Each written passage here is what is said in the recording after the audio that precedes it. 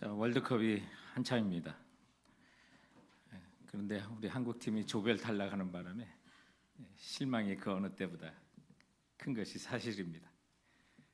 국민들은 그 분노를 한국의 홍명보 감독과 축구협회에 온전히 쏟아내는 것을 보게 됩니다. 귀국하는 길에 계란 투척받는 장면들이 뉴스에 보고되고요.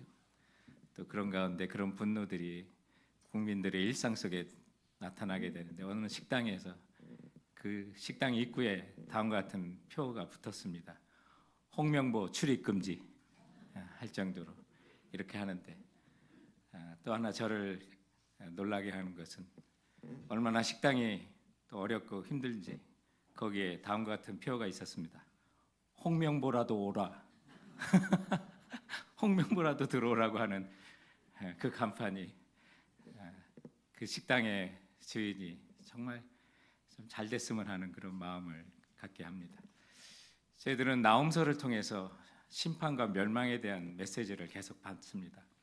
1장을 통해서 심판과 멸망에 대한 예고가 있었고, 2장을 통해서 심판의 과정이 어떤 모습인지를 알려주고, 3장을 통해서 심판의 결과가 무엇인지, 그래서 전과 과정과 후의 모습들을 보여주고, 그것이 아수르, 특히 니느웨의 역사 속에 등장했던 정말 그대로 이루어졌던 모습입니다.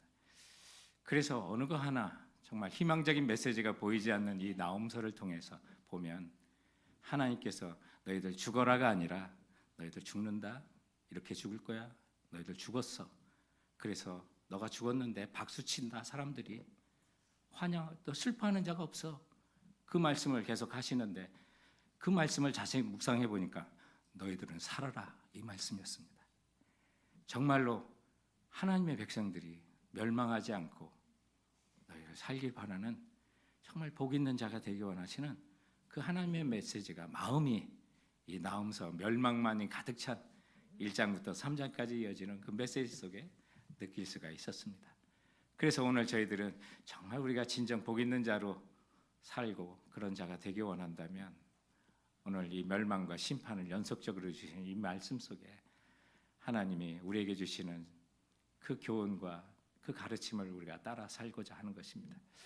첫 번째로, 여러분이 진정으로 복 있는 자가 되기를 원하신다면 끝없는 탐욕에서 떠나야 한다는 것이죠.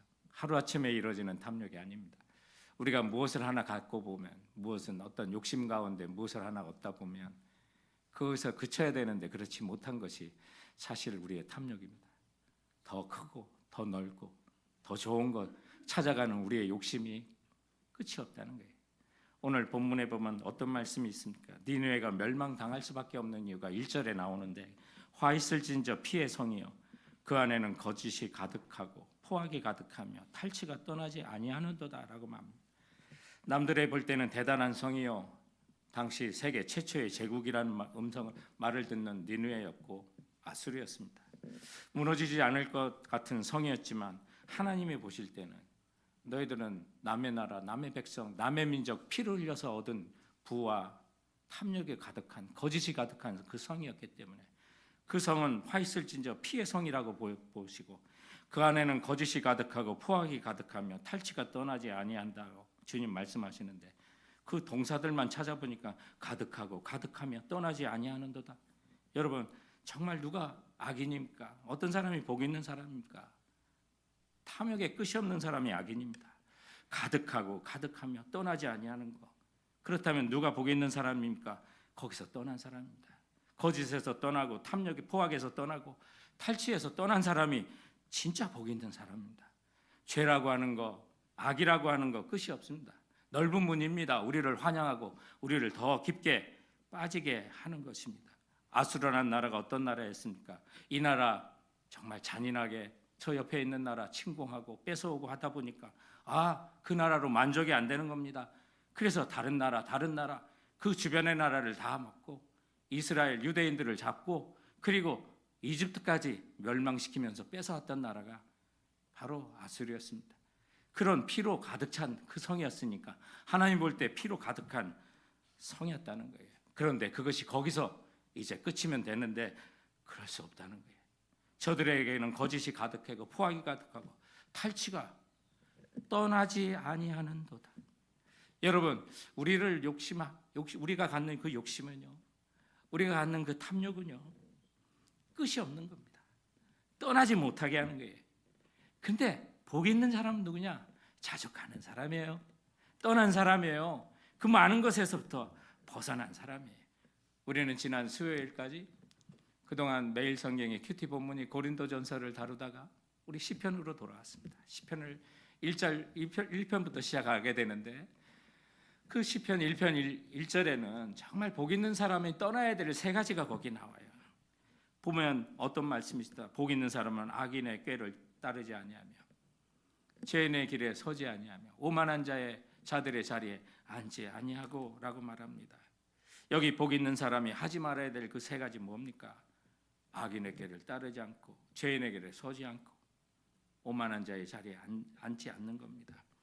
여기 보니까 점점요 강조되는 동사가 있어요. 따르다는 건 걷는다는 말이에요. 그래서 우리 복 있는 사람이 따라야 될 행동이 뭐예요? 멀리 해야 되는 것. 이게 악한 일도요 점진적이에요. 처음에는 그냥 따라가는 거예요. 걷다 보니까 서게 되고 섰다 보니까 주저앉게 되는 거예요. 이것이 정말 죄가 인간의 삶에 어떻게 은밀하게 침투하고 견고하게 뿌리내고 자리 잡는지를 탁월하게 보여주는 거예요. 단순히 악인들은요 처음에는 그 악한 사람들의 생각을 수용하게 되고 그들과 함께 따르다 보니까 어느새 내가 그들 가운데 걸어가고 있어요. 그리고 그 길에서 멈춰야 되는데 멈출 수가 없는 거예요. 그래서 결국에는 오만한 자의 자리에까지 앉게 되는 것을 말하고 있는 거예요. 그러니 그들이 멸망하는 거예요. 근데 이 모습이 누구예요?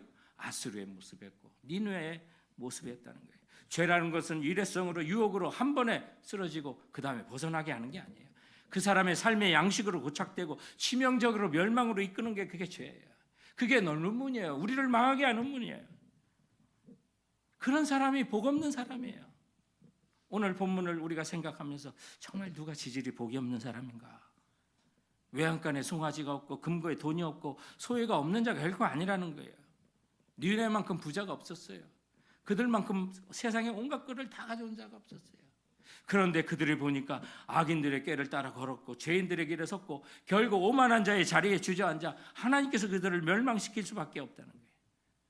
사랑하는 성도 여러분, 정말 복 있는 자라는 것은 이 모든 것에서 떠나는 거예요. 악인들의 꾀에서 떠나고 죄인들의 길에 서지 않고 오만한 자의 자리에서 앉지 아니하고 떠나는 자.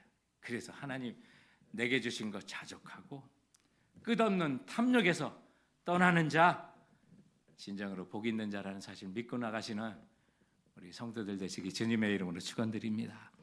오늘 본문을 통해서 정말 복 있는 자는 누군가? 두 번째로 한순간 무너질 자랑의 성벽을 허무는 자예요. 우리가 쌓아올리는 한순간에 무너질 성벽들이 있다는 사실 기억하세요.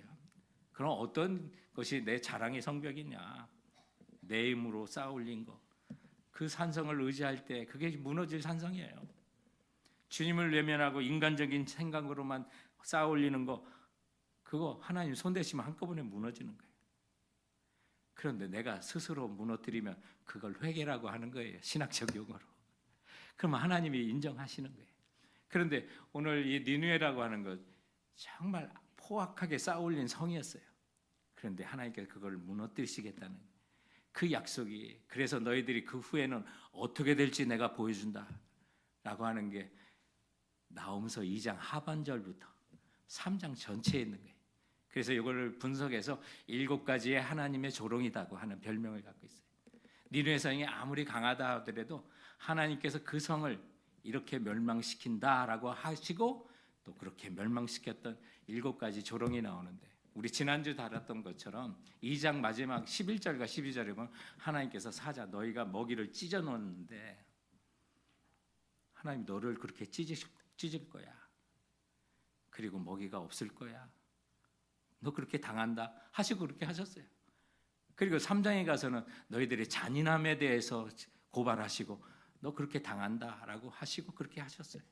그것이 1절부터 3절에 나오는 두 번째 잔인함에 대한 조롱이에요. 화 있을진저 피의 성이요 그 안에는 거짓이 가득하고 포악이 가득하며 너희가 지나치게 잔인했는데 이제 너희가 바벨론에게 그렇게 될 거야. 너가 이집트를 멸망시킬 때 그렇게 잔인하게 붙잡아가고 그렇게 죽였지? 너가 바벨론에 그렇게 당할 거야. 하나님 그렇게 하시고 그렇게 하신 거예요. 세 번째 조롱이 뭐냐면 기생의 조롱이라고 그래요. 4절부터 7절에 나와요. 저들이 가서 물건만 뺏어온 게 아니에요. 각종 여자들을 성폭행하고 온갖 쾌락을 거기서 맛봤어요. 그런데 너희들이 그렇게 될 거야. 너희들이 치마를 올리고 사람들에게 수치를 당하게 할 거야. 하나님께서 그렇게 말씀하시는 거예요. 그래서 4절에 보면 이는 마술에 능숙한 미모의 음녀가 많은 은행을 하는데 너희가 그렇게 당할 거야. 그렇게 하셨어요. 그리고 이제 네 번째 조롱이 8절부터 11절에 나오는 노아문의 조롱이에요. 노아문은 이집트의 수도, 지금의 룩소예요. 그런데 그 나일강을 주제로 해서 정말 경고했던 그 노아문을 물리쳤다고 너희들 그렇게 자랑하는데 너희들 그거 자랑하지 마. 하나님이 무너뜨리시면 너 티그리스강이 넘쳐서 그 강물이 너희들 둘러싸고 너희들도 그와 같이 멸망할 거야. 하나님께서 말씀하시고 진짜 역사를 통해서 그렇게 멸망을 하셨다는 거예요. 다섯 번째 조롱은 12절부터 14절에 있는 철통방어의 조롱이에요. 우리 산성은 무너지지 않을 거라고 하는 견고한 것이 있었어요. 그 길을 사흘 길을 가야 된다고 하지 않았어요? 요나서에 보면. 그래서 12절에 보면 내 모든 산성은 무화과 나무에 처음 익은 열매가 흔들기만 하면 먹는 자의 입에 떨어짐과 같으리라. 무너지지 않을 것 같은 그 산성이 무화과 나무에 처음 익은 열매 붙어 있으면 그거 이제 견고하게 붙을 때까지 기다려야 되는데 정말 힘없는 여자가 다 흔들어도 투투툭 열매가 아직 못 붙어서 떨어지는 것처럼 그렇게 힘 있다고 자랑하는 산성도 하나님이 한번 흔드시면 그렇게 다 떨어진다는 거예요. 성벽도 불탄다는 거예요. 그리고 여섯 번째 조롱이 메뚜기의 조롱이에요. 너희들 장군이 많다고 군인이 많다고 그렇게 자랑했냐? 그 메뚜기가 다 날라가 없어지는 것처럼 너희들이 그렇게 자랑하는 장군들도 장수들도 다 날라가서 안 보일 거야. 17절에 그 말씀이에요. 내 방백은 메뚜기 같고 너의 장수들은 큰 메뚜기 떼가 추운 날에 울타리에 깃들였다가 해가 뜨면 날아간 것 같으니 그 있는 곳을 알 수 없도다. 그 용맹했던 군사들 다 어디 갔어? 장군들 다 어디 갔어? 다 사라졌어. 너희 그 고백할 거야. 하나님은 하시고 또 그렇게 심판하신 거예요. 그리고 마지막 일곱 번째 심판이 조롱이 뭐냐면 죽음에 대한 멸망에 대한 조롱이에요. 18절부터 19절인데 그래서 내 상처는 고칠 수 없고 내 부상은 중하도다. 내 소식을 듣는 자가 다 너를 보고 손뼉을 치나니. 여러분 우리가 정말 장례식에도 조문객이 많고 슬퍼하는 이 사람 잘 살았구나 하는 걸 느끼잖아요. 그런데 정말 누가 죽었는데 사람도 없고 심지어 잘 죽었다 박수치면 이거 말이 되겠습니까? 니느웨가 그렇게 되는 거예요. 온갖 민족들로부터 나쁜 짓만 하고 사람들을 죽이고 뺏어오고 하다 보니까 하나님이 멸망시킬 때 너희 민족에 대해서 너희 폐역 때문에 다른 나라들이 다른 민족들이 박수치고 좋아할 거야 라고요. 진짜 그렇게 박수치고 좋아했어요. 그들이 멸망하니까 이스라엘 백성 유다 백성이 고레스의 측량에 의해서 자기 고토로 돌아가는 역사가 있게 되는 거예요. 그래서 아수르의 멸망이 다른 민족들에게 박수 받을 일이 진정으로 되었다는 것입니다. 사랑하는 성도 여러분, 우리가 정말 하나님이 인정하지 않는 재물이나 끝없는 탐욕으로 쌓는 것은 나라든 사람이든 무너지게 되어 있다는 사실 기억하시기 바랍니다. 그런데 우리가 스스로 무너뜨리면 그게 회개예요. 하나님께서 함께 하시는 거예요. 우리가 정말 세상적으로 쌓아 올리는 것들이 얼마나 불안정하고 한꺼번에 무너지는지. 이번 주에 신문의 기사 가운데 다음과 같은 제목이 있었어요. 가수 김건모라고 아세요? 굉장히 유명한 사람인데 그 타이틀이 다음과 같은 타이틀이에요. 28년간 공든탑 일주일 만에 무너져 이제 탑이 아닌 길 만들 것. 제목이 너무 멋있어서 읽어봤더니요, 이 김건모라는 가수에게 명예가 훼손되는 사건이 있었어요. 2019년에 유튜브 채널이었던 가로세로 연구소라고 하는 곳이 있는데 여기가 다른 유명한 사람을 이렇게 고발해가지고 유튜브 수익을 많이 얻는 그런 기관이었더라고요. 그래서 이 김건모에게 어떤 이 여성들을 좀 매수해가지고 성폭행을 당했다, 이렇게 해가지고 모함을 했던 거예요.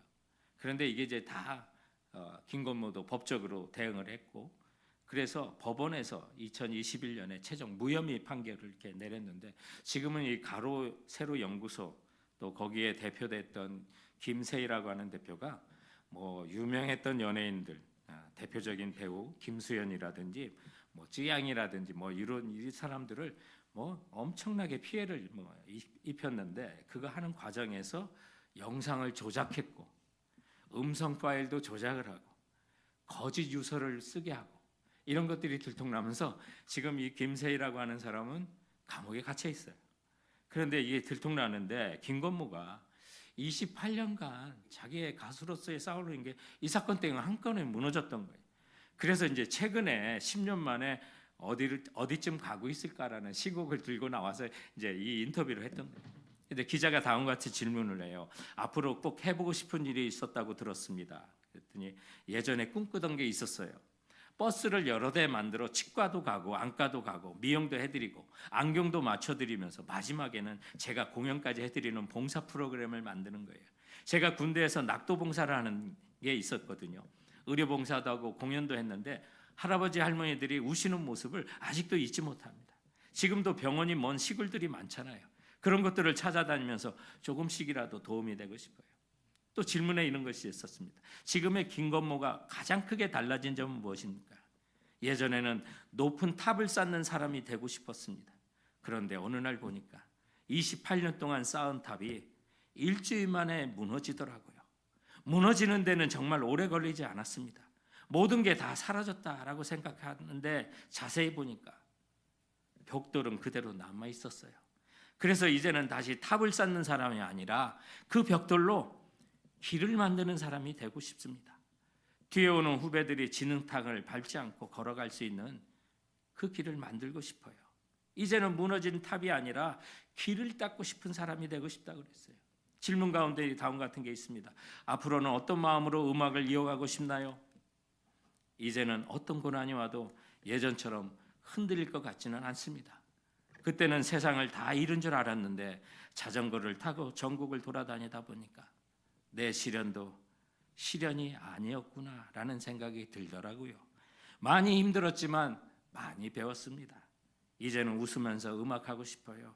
사람들이 제 공연을 보고 오늘 행복했다라고 말해주면 그걸로 충분합니다. 이 가수 김건모는 사실 집안 전체가 독실한 기독교 집안입니다. 그래서 김건모의 부친인 아버지는 한울빛 교회의 장로님이시고요. 모친인 이선미 여사님 여사 또한 권사로 섬겼던 분들입니다. 이제 김건모도 본래의 신앙의 자리로 돌아가는 것 같이 보입니다. 성도 여러분, 한순간에 무너질 성벽이 우리도 쌓고 있는 것을 좀 봤으면 합니다.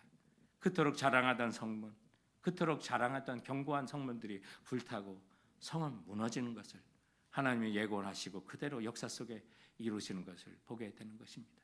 주님께서 오늘 우리에게도 말합니다. 내 상처는 고칠 수 없고 내 부상은 중하도다.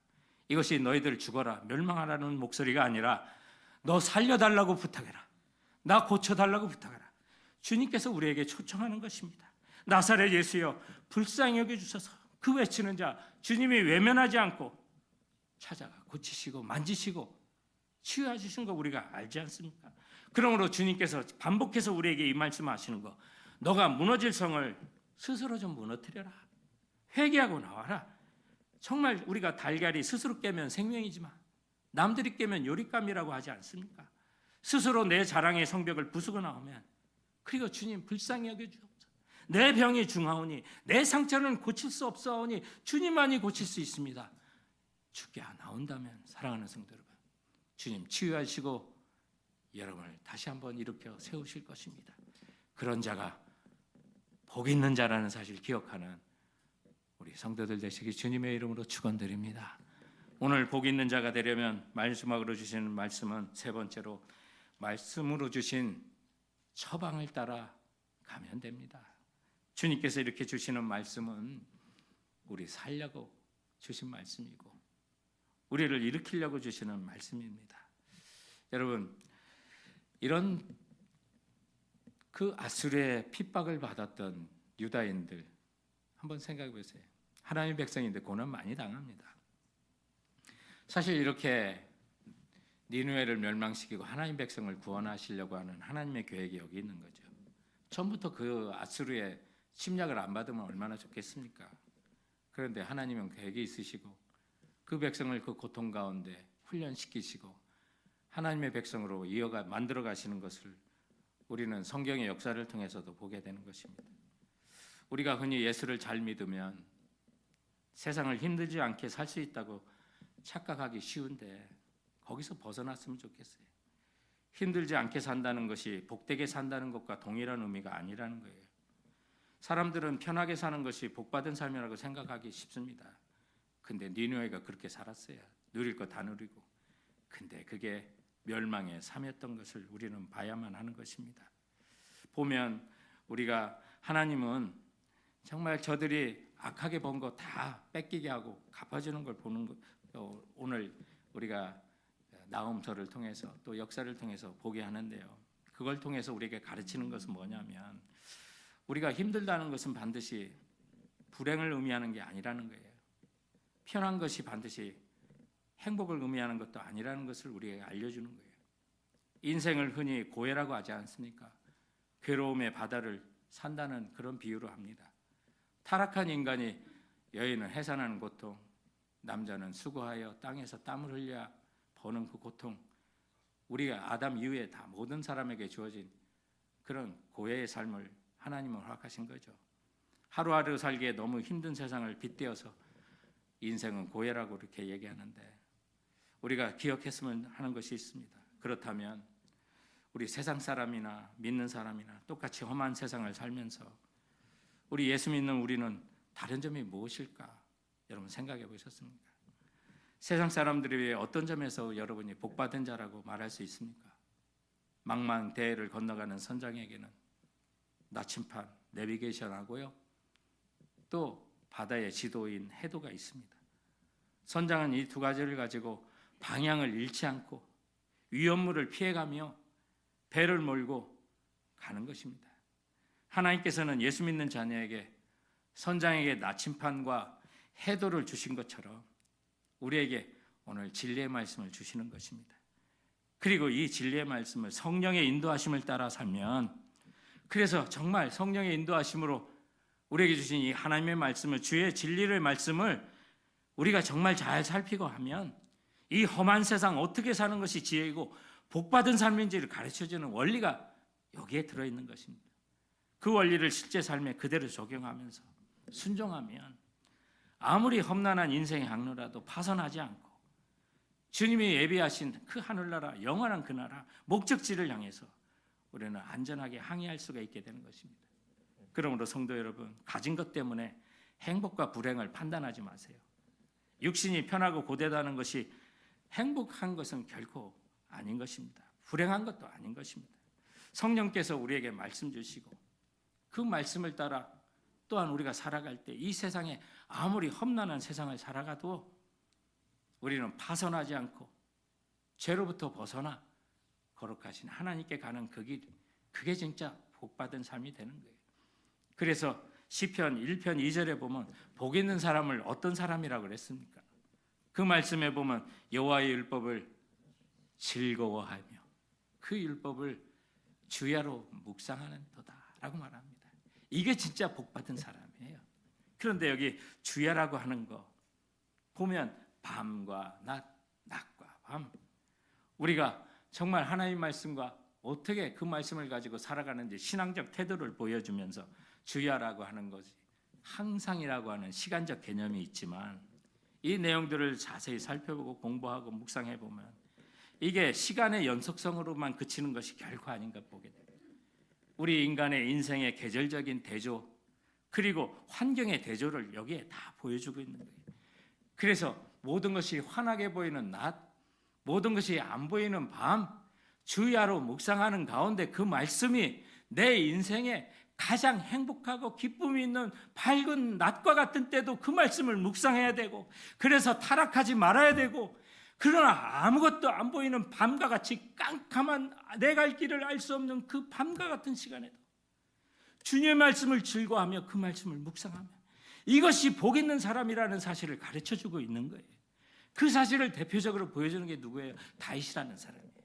그래서 시편 2편, 4편에 보면 다윗이 얼마나 하나님 앞에 즐거워하며 고백하는 내용이 보는데, 시편 3편은 압살롬에게 도망가면서 쓴 시가 거기에 나오고요.